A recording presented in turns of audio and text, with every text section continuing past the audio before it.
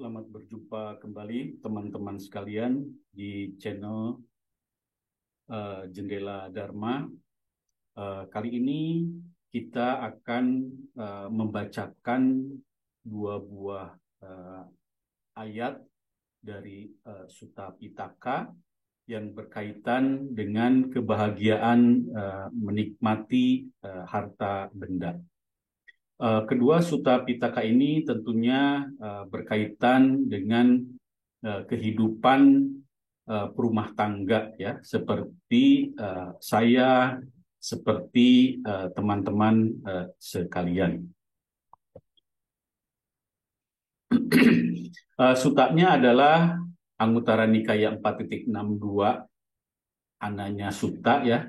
Nanti sutta yang kedua jadi mundur 4.61, jadi AN 4.6.62 dulu saya bacakan, baru nanti Sutta Pitaka 4.62.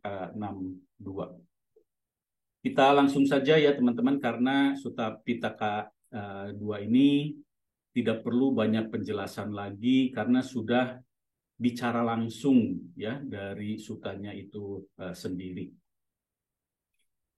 Rumah tangga Anathapindika mendatangi Sang Bagawa.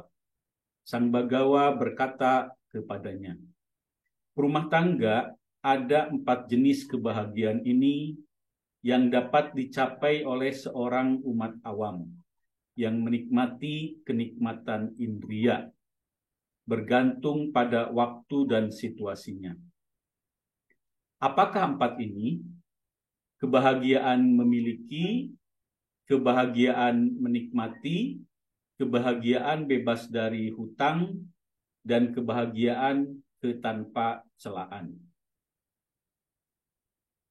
Pertama, dan apakah perumah tangga kebahagiaan memiliki?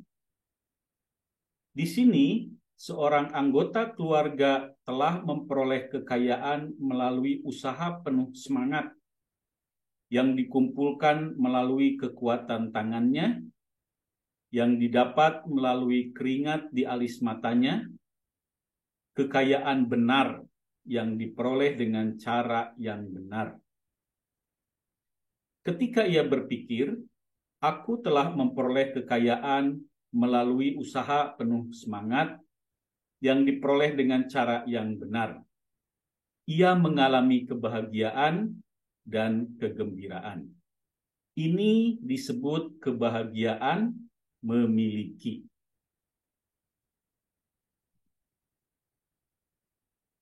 Yang kedua, dan apakah kebahagiaan menikmati? Di sini dengan kekayaan yang diperoleh melalui usaha penuh semangat itu, yang dikumpulkan melalui kekuatan tangannya, yang didapat melalui keringat di alis matanya, kekayaan benar yang diperoleh dengan cara yang benar, seorang anggota keluarga menikmati kekayaannya dan melakukan perbuatan-perbuatan berjasa.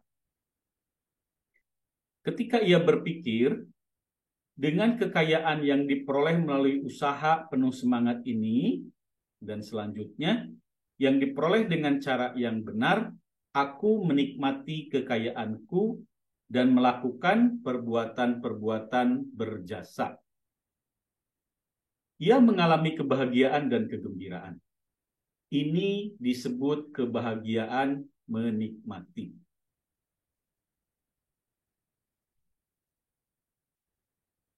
Yang ketiga, dan apakah kebahagiaan bebas dari hutang? Di sini seorang anggota keluarga tidak memiliki hutang pada siapapun, apakah banyak atau sedikit. Ketika ia berpikir, aku tidak memiliki hutang pada siapapun, apakah banyak atau sedikit, ia mengalami kebahagiaan dan kegembiraan. Ini disebut kebahagiaan bebas dari hutang.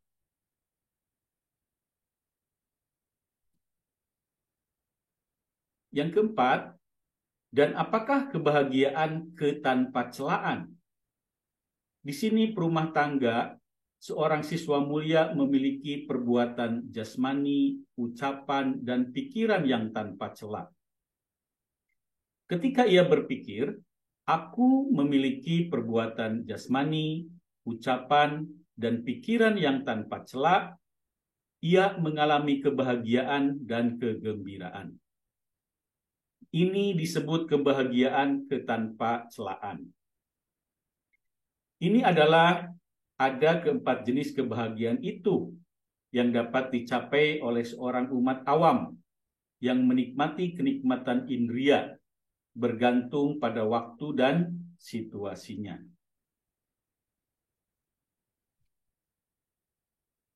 Setelah mengetahui kebahagiaan bebas dari hutang, seseorang harus mengingat kebahagiaan memiliki. Menikmati kebahagiaan kenikmatan, seorang manusia melihat segala sesuatu dengan jelas melalui kebijaksanaan. Sewaktu melihat segala sesuatu dengan jelas, seorang bijaksana mengetahui kedua jenis kebahagiaan. Yang lain tidak ada 1/16 bagian dari kebahagiaan ketanpa celaan. Jadi ini bagian akhir dari Anguttara Nikaya 4.2, teman-teman. Membagi dari 4 kebahagiaan itu tadi dibagi menjadi 2 lagi ya, 2 kelompok. Yang pertama 3 kebahagiaan dan yang terakhir 1 kebahagiaan. 3 kebahagiaan yang dikelompokkan menjadi 1 kelompok, yaitu di sini sebetulnya pertama-tama bebas dari hutang terlebih dahulu ya. Jadi jika ada teman-teman masih memiliki hutang, kita bisa merencanakan untuk melunasinya ya, diprogramkan. Lalu mengingat kebahagiaan memiliki ya, memiliki harta benda yang diperoleh dengan kerja keras, dengan keringat, dan juga dengan cara yang benar. Lalu menikmati kebahagiaan ya, artinya barang-barang yang dimiliki itu dinikmati, lalu tadi disebut melakukan hal-hal yang perbuatan berjasa. Nanti perbuatan berjasa akan kita lihat di Anguttara Nikaya 4.61, karena itu maka saya membacanya mundur. 4.62 dulu, baru nanti 4.61. Jadi dinikmati kekayaan, barang-barang yang dimiliki sambil melakukan dana melakukan hal-hal yang berjasa. Ini 3 hal kebahagiaan. Ada 1 kebahagiaan lagi, tadi adalah kebahagiaan ketanpa celaan. Jadi ini kebahagiaan dengan memelihara moralitas. Dan di sini dikatakan bahwa kebahagiaan memiliki barang, harta benda, menikmatinya, berbuatan berjasa tadi itu tidak ada 1/16 bagiannya dari kebahagiaan ketanpa celaan. Jadi kebahagiaan ketanpa celaan itu lebih tinggi ya tingkat kebahagiaannya. Baik teman-teman, kita lanjutkan ya membacakan Sutta Anguttara Nikaya 4.61 dengan nama Sutta Pattakama Sutta. Perumah tangga Anathapindika mendatangi Sang Bagawa. Sang Bagawa berkata kepadanya, perumah tangga ada 4 hal ini yang diharapkan, diinginkan, menyenangkan, dan jarang diperoleh di dunia. Apakah 4 ini? Yang pertama, seseorang berpikir, semoga kekayaan mendatangiku dengan cara yang benar. Ini adalah hal pertama di dunia yang diharapkan dan jarang diperoleh di dunia. Mungkin yang diperoleh antara 2 ya, apakah kekayaannya tidak mendatangi, atau ketika mendatangi ya itu didapat dengan cara yang tidak benar ya. Jadi kalau kekayaan mendatangi dengan cara yang benar, ini di sini dikatakan jarang diperoleh di dunia ya. Yang kedua, setelah memperoleh kekayaan dengan cara yang benar, ia berpikir, semoga kemasyhuran mendatangiku dan sanak saudaraku dan penahbisku. Ini adalah hal kedua di dunia yang diharapkan dan jarang diperoleh di dunia. Yang ketiga, setelah memperoleh kekayaan dengan cara yang benar, dan setelah memperoleh kemasyhuran untuk dirinya dan sanak saudaranya dan penahbisnya, ia berpikir, semoga aku panjang umur dan menikmati umur panjang. Ini adalah hal ketiga di dunia yang diharapkan dan jarang diperoleh di dunia. Ini selain panjang umur ya, di sini disebutkan menikmati umur panjang. Jadi selain panjang umur juga sehat batin dan jasmani. Ada juga soalnya panjang umur tapi jasmaninya sakit ya, atau pikirannya juga sakit ya, seperti mengalami misalnya sering lupa, pikun ya. Jadi di sini semoga aku panjang umur dan menikmati umur panjang. Yang keempat, setelah memperoleh kekayaan dengan cara yang benar dan setelah memperoleh kemasyhuran untuk dirinya dan sanak saudaranya dan penahbisnya, setelah hidup lama dan menikmati umur panjang, ia berpikir, dengan hancurnya jasmani setelah kematian, semoga aku terlahir kembali di alam tujuan yang baik, di alam surga. Ini adalah hal keempat di dunia yang diharapkan dan jarang diperoleh di dunia.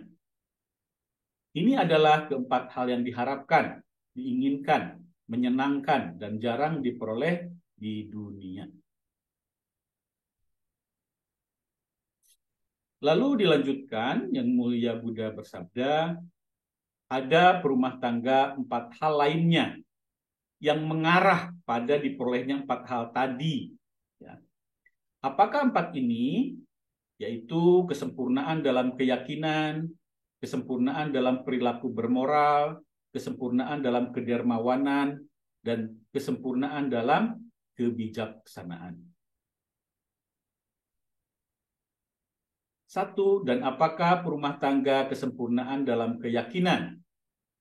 Di sini seorang siswa mulia memiliki keyakinan. Ia menempatkan keyakinan dalam pencerahan Sang Tathagata sebagai berikut. Sang Bagawa adalah seorang arahan, tercerahkan sempurna, sempurna dalam pengetahuan sejati dan perilaku, sempurna menempuh sang jalan, pengenal dunia, pelatih terbaik bagi orang-orang yang harus dijinakan, guru para dewa dan manusia yang tercerahkan, yang suci. Ini adalah kesempurnaan dalam keyakinan. Yang kedua, dan apakah kesempurnaan dalam perilaku bermoral? Di sini seorang siswa mulia menghindari membunuh, menghindari minuman keras, anggur, dan minuman memabukkan yang menjadi landasan bagi kelengahan. Ini disebut kesempurnaan dalam perilaku bermoral. Ini sebetulnya moral yang 5 ya, Pancasila ya. Cuma di sini cuma sebutkan 2 pakai titik-titik karena mungkin umat Buddha udah rata-rata mengetahui Pancasila ya, yaitu moralitas yang 5 yang harus dijaga oleh para perumah tangga. Ketiga, dan apakah kesempurnaan dalam kedermawanan? Di sini seorang siswa mulia berdiam di rumah dengan pikiran yang bebas dari noda kekikiran. Dermawan dengan bebas, bertangan terbuka, bersenang dalam melepas, menekuni derma, bersenang dalam memberi dan berbagi. Ini disebut kesempurnaan dalam kedermawanan. Yang keempat, dan apakah kesempurnaan dalam kebijaksanaan? Jika seseorang berdiam dengan pikiran dikuasai oleh kerinduan dan keserakahan yang tidak selayaknya, maka ia melakukan apa yang seharusnya dihindari dan mengabaikan tugasnya.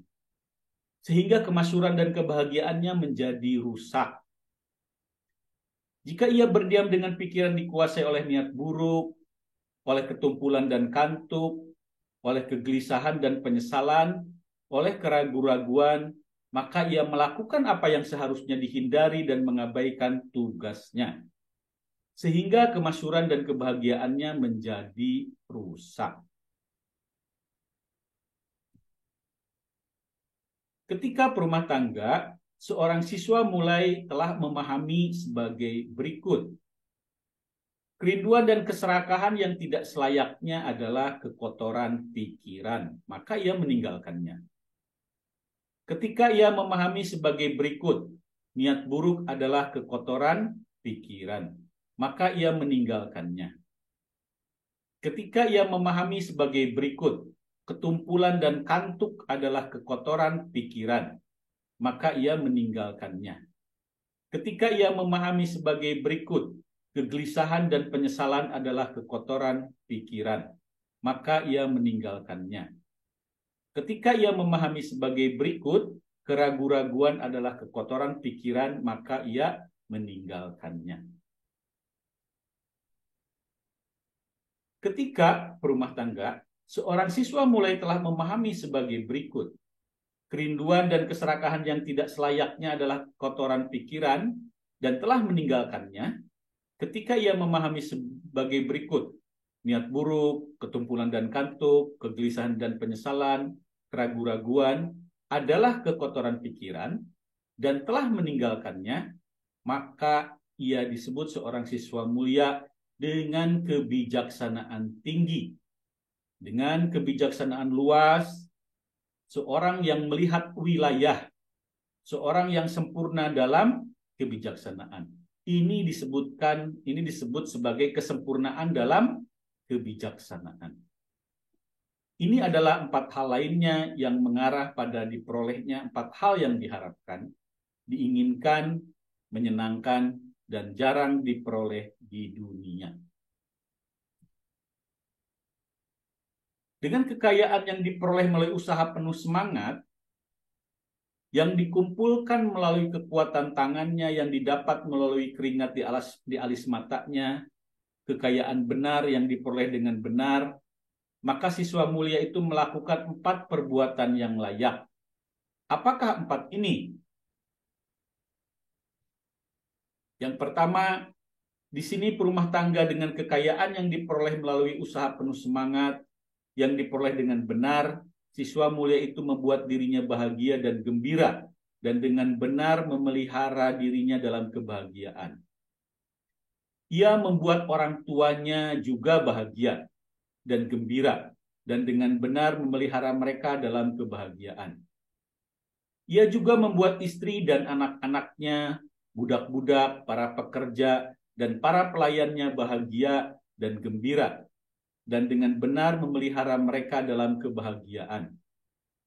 Ia membuat teman-teman dan sahabatnya bahagia dan gembira, dan dengan benar memelihara mereka dalam kebahagiaan. Ini adalah kasus pertama di mana kekayaan digunakan dengan baik, yang telah dengan benar dimanfaatkan dan digunakan untuk sebab yang layak. Yang kedua, kemudian dengan kekayaan yang diperoleh melalui usaha penuh semangat, yang diperoleh dengan benar, siswa mulia itu mempersiapkan perbekalan terhadap kehilangan yang mungkin muncul dari api, banjir, raja-raja, pencuri-pencuri, atau pewaris yang tidak disukai. Ia membuat dirinya aman dari hal-hal itu. Ini adalah kasus kedua yang mana kekayaan digunakan dengan baik untuk sebab yang layak.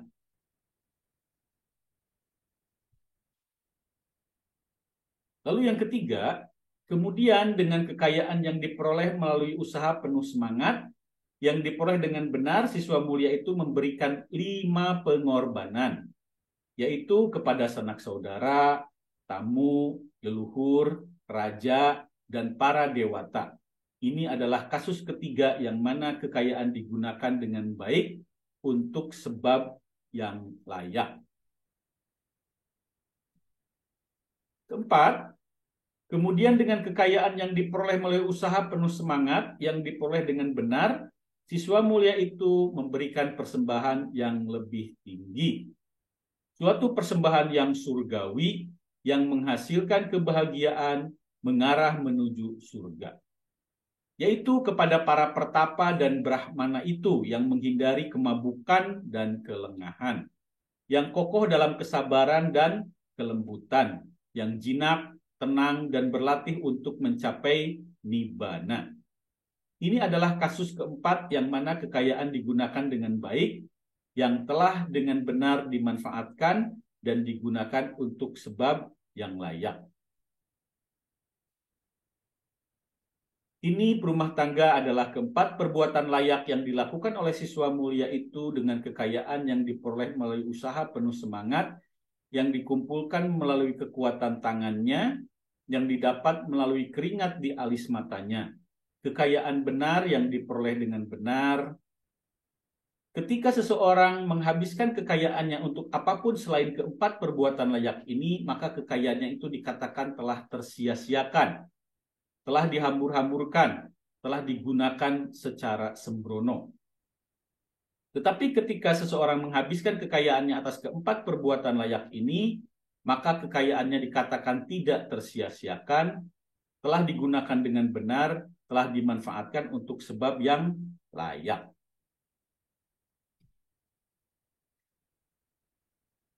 Jadi suta ini ditutup dengan syair, teman-teman sekalian.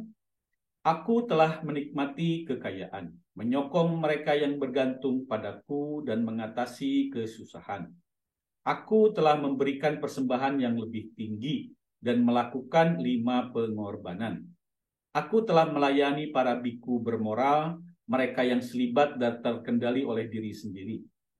Aku telah mencapai tujuan apapun yang diinginkan oleh orang bijaksana dengan berdiam di rumah yang menginginkan kekayaan. Apa yang kulakukan tidak akan membawa penyesalan padaku.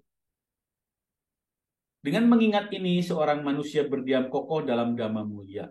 Mereka memujinya di sini dalam kehidupan ini, dan setelah kematian ia bergembira di alam surga. Demikian teman-teman pembacaan 2 buah suta yang sangat menarik ini tentang bagaimana para perumah tangga selayaknya bekerja keras, rajin, tidak malas untuk mengumpulkan harta benda dengan cara yang benar, lalu menikmatinya dengan cara yang benar, mendanakannya dengan cara yang benar, dan juga melatih ketanpa-celaan, yaitu praktek sila dan juga melatih kebijaksanaan. Terima kasih teman-teman sekalian, Buddhism itu sangat menarik, maka karena itu mari kita terus mengkajinya. Semoga teman-teman selalu dalam keadaan sehat dan terberkati. Terima kasih.